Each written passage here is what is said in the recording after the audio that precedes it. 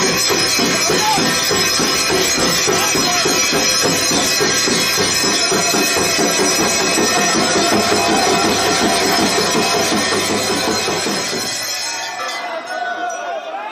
Friends, स्वागत है आपका आज के वीडियो में। आज के वीडियो में हम 12 ज्योतिर्लिंगों के दर्शन करेंगे।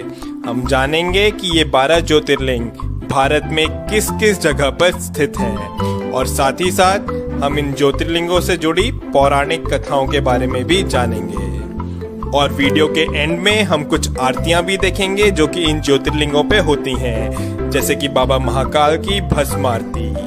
और वीडियो स्टार्ट करने से पहले मैं आपसे कहना चाहूंगा कि अगर आपने अभी तक इस चैनल को सब्सक्राइब नहीं किया है तो प्लीज इसे सब्सक्राइब भी करें। तो चलिए स्टार्ट करते हैं अपने आज के वीडियो से। सोमनाथ ज्योतिर्लिंग, गुजरात। सोमनाथ ज्योतिर्लिंग 12 ज्योतिर्लिंगों में से पहला ज्योतिर्लिंग है और ये गुजरात के सौराष्ट्र में स्थित है। इस ज्योतिर्लिंग का संबंध स्वयं चंद्रदेव से है, तभी इसका नाम सोमनाथ है। इसके पीछे की पौराणिक कथा कुछ इस तरह से है।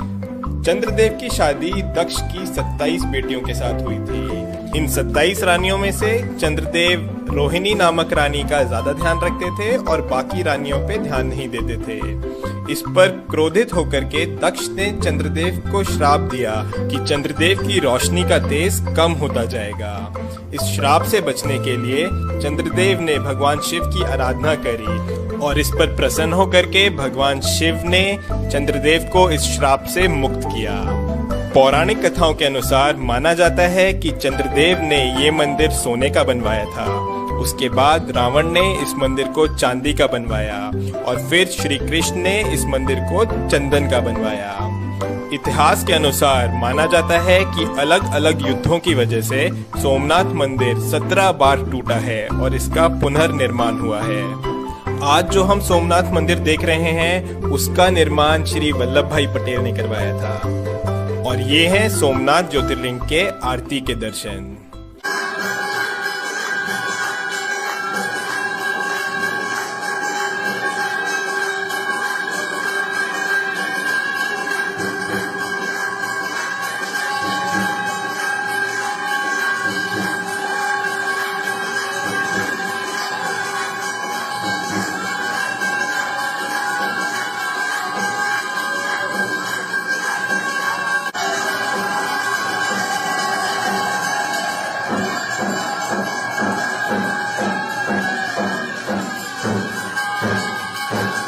मल्लिकार्जुन ज्योतिर्लिंग, श्रीसेलम।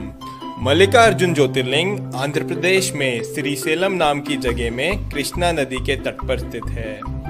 इसकी पौराणिक कथा कुछ इस तरह है। जब भगवान गणेश और भगवान कार्तिकेय की शादी की बात चल रही थी तब प्रश्न ये उठा कि किसकी शादी पहले होगी। इसका निर्णय करने के लिए भगवान शिव ने दोनों को विश्व का चक्कर लगा करके आने को कहा। इस पर भगवान कार्तिकेय अपना वाहन लेकर के निकल गए, लेकिन गणेश जी ने चतुराई दिखाई और भगवान शिव और पार्वती के ही 7 चक्कर लगा लिए। जब भगवान कार्तिकेय वापस लौटे तो उन्हें लगा कि उनके साथ छल हुआ है और वो रूठ करके कैलाश छोड़ करके क्रौंजा पर्वत पर जाकर रहने लगे। माता पार्वती के कई बार समझाने पर भी उन्होंने अपना हट नहीं छोड़ा और वो कैलाश वापस नहीं आए।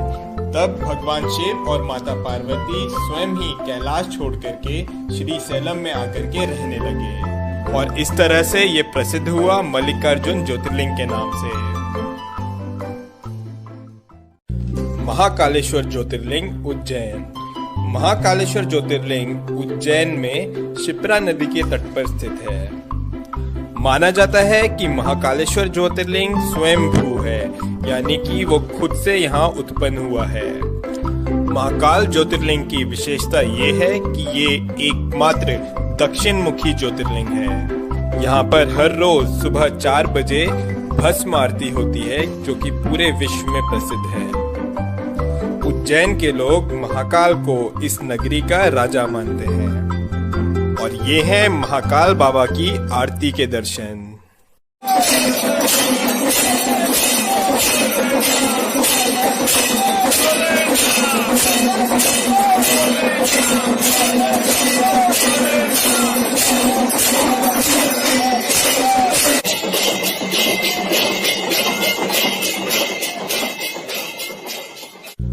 ओमकारेश्वर ज्योतिर्लिंग मध्य प्रदेश। मध्य प्रदेश में महाकाल बाबा के अलावा ओमकारेश्वर ज्योतिर्लिंग भी है। ये ज्योतिर्लिंग इंदौर के पास खांडवा डिस्ट्रिक्ट में नर्मदा नदी के तट पर स्थित है। ये ज्योतिर्लिंग जिस पहाड़ पर है वो पहाड़ नर्मदा नदी के बीच एक द्वीप है। इस पहाड़ के चारों ओर नर्मदा नदी बहती है और इस वजह से ये पहाड़ ओम के आकार में है और तभी इस ज्योतिर्लिंग को ओमकारेश्वर के नाम से जाना जाता है।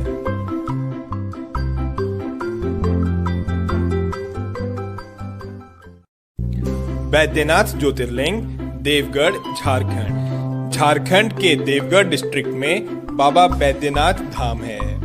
पूरे भारत में यही सिर्फ एक ऐसा मंदिर है जहां पर ज्योतिर्लिंग और शक्तिपीठ दोनों एक साथ है। बाबा बैद्यनाथ को लेकर के कई सारी पौराणिक कथाएं हैं और उनमें एक कथा ये भी है कि यही वो जगह है जहां पर रावण ने भगवान शिव को प्रसन्न करने के लिए अपने 10 सिरों का बलिदान दिया था। भगवान शंकर ने प्रसन्न होकर के रावण को दर्शन दिए और रावण का इलाज किया। तभी इस धाम को बैद्यनाथ के नाम से जाना जाता है क्योंकि भगवान शंकर ने वैद्य की तरह रावण को ठीक किया। भीमाशंकर ज्योतिर्लिंग महाराष्ट्र। भीमाशंकर ज्योतिर्लिंग महाराष्ट्र में पुणे के पास सह्याद्री हिल्स पर है। यहाँ से भीमा नदी उत्पन्न होती है। इसकी पौराणिक कथा कुछ इस तरह से है। त्रिपुरासुर नामक राक्षस इस जगह पर काफी उत्पात मचा रहा था। उसको खत्म करने के लिए भगवान शिव खुद यहाँ पर आए और उससे युद्ध किया और उसको खत्म किया। युद्ध के बाद भगवान शिव काफी थक गए थे और यहाँ पर बैठ करके उन्होंने आराम किया और माना जाता है कि भीमा नदी उनके पसीने से निकलने वाले जल से उत्पन्न हुई। इसके बाद वहाँ के लोगों ने भगवान शिव से प्रार्थना करी कि वो यहीं पर ही बस जाएं, तो भगवान शिव प्रसन्न होकर के यहाँ पर हमेशा के लिए भीमाशंकर ज्योतिर्लिंग के रूप में स्थापित हो गए। रामेश्वर ज्योतिर्लिंग तमिलनाडु। रामेश्वर ज्योतिर्लिंग तमिलनाडु में रामनाथ नाम की जगह पर है। ये 12 ज्योतिर्लिंगों में से एक ज्योतिर्लिंग तो है ही, साथ ही साथ ये हिंदू धर्म के अनुसार 4 धामों में से एक धाम भी है। रामेश्वर ज्योतिर्लिंग की स्थापना स्वयं श्री राम ने करी थी। लंका तक जाने के लिए समुद्र पार करने से पहले श्री राम ने स्वयं इस शिवलिंग की स्थापना करी थी, तभी इसको रामेश्वर नाम से जाना जाता है।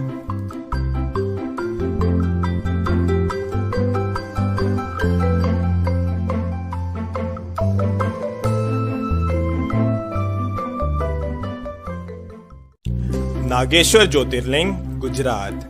गुजरात में सोमनाथ बाबा के अलावा नागेश्वर ज्योतिर्लिंग भी है। ये ज्योतिर्लिंग गुजरात में द्वारका के पास दारुकावना नामक जंगल में स्थित है।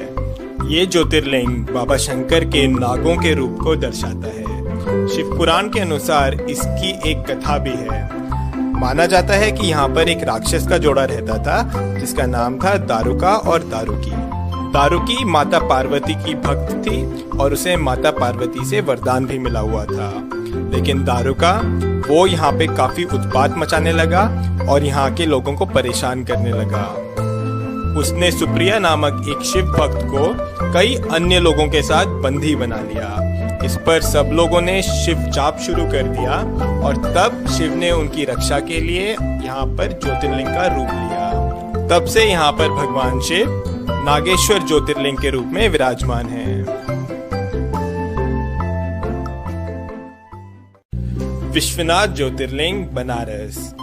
उत्तर प्रदेश के बनारस शहर में विश्वनाथ ज्योतिर्लिंग है। बनारस, जिसे कि दुनिया की सबसे पुरानी नगरी भी माना जाता है, यहीं पर काशी विश्वनाथ जी का मंदिर है। काशी सभी धार्मिक स्थलों में सबसे ज्यादा महत्व रखता है। ये नगरी गंगा नदी के तट पर बसी हुई है।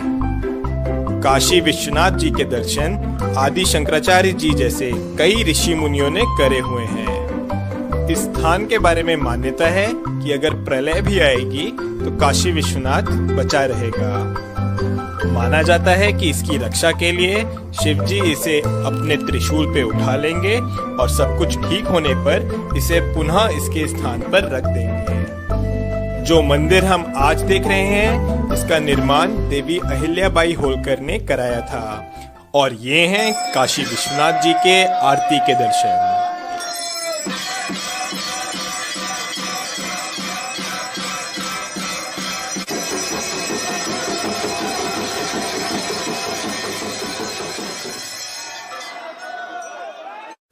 त्र्यंबकेश्वर ज्योतिर्लिंग नासिक। महाराष्ट्र में नासिक के पास त्र्यंबकेश्वर ज्योतिर्लिंग है। ये ज्योतिर्लिंग ब्रह्मगिरी पर्वत के पास है और ब्रह्मगिरी पर्वत से गोदावरी नदी उत्पन्न होती है। माना जाता है कि गौतम ऋषि और गोदावरी नदी के आग्रह करने पर भगवान शिव ने यहाँ पर ज्योतिर्लिंग का रूप लिया।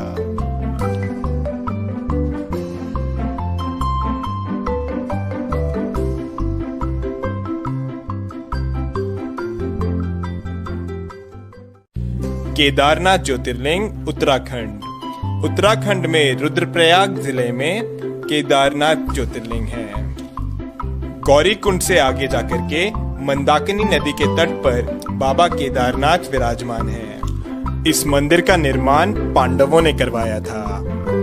महाभारत के युद्ध के पश्चात पांडव अपने भाइयों की हत्या के पाप से मुक्त होना चाहते थे, इसलिए वो भगवान शंकर के दर्शन चाहते थे। पर भगवान शिव उनसे रुष्ट थे, इसलिए उन्हें दर्शन नहीं देना चाह रहे थे। और इसलिए भगवान शिव बैल का रूप धारण करके केदारनाथ पहुंच गए। लेकिन पांडव उनका पीछा करते करते केदारनाथ भी आ गए। तब भगवान शिव धरती में समाने लगे, लेकिन भीम ने बैल की पीठ पकड़ ली थी। तभी यहाँ पर केदारनाथ शिवलिंग बैल के पीठ के रूप में है। भगवान शिव ने पांडवों को दर्शन दिए और उन्हें पाप से मुक्त किया। पांडवों ने यहाँ पर फिर केदारनाथ मंदिर का निर्माण करवाया। ये मंदिर काफी पुराना है और माना जाता है कि करीब 400 साल तक ये मंदिर बर्फ के अंदर दबा हुआ था। कृष्णेश्वर ज्योतिर्लिंग महाराष्ट्र में औरंगाबाद के पास एलोरा केव्स हैं और इन्हीं एलोरा केव्स के पास में है कृष्णेश्वर ज्योतिर्लिंग। इस ज्योतिर्लिंग की मान्यता ये है कि यहाँ पर घुष्मा नाम की एक शिव भक्त थी। उसके पुत्र को उसकी ही बहन ने छल से मारा था। अपनी भक्त पर इस तरह के अन्याय को देख भगवान शिव यहाँ पर प्रकट हुए और घुष्मा को दर्शन दिए और इसके बाद भगवान शिव यहाँ पर ज्योतिर्लिंग के रूप में स्थापित हो गए। तो ये हैं हमारे 12 ज्योतिर्लिंग। सौराष्ट्र सोमनाथम च श्रीशैले मल्लिकार्जुनम, उज्जैन्याम महाकालम ओमकारम अमलेश्वरम, परल्याम वैद्यनाथम च डाकन्याम भीमशंकरम, सेतुबंदे तु रामेशम नागेशम दारुकावने, वाराणस्याम तु विश्वेशम त्र्यंबकम गौतमी तटे, हिमालय तु केदारम घुष्मेशम च शिवालय। ओम नमः शिवाय। और ये हैं कुछ वीडियोस जो यहाँ की आरतियों की हैं।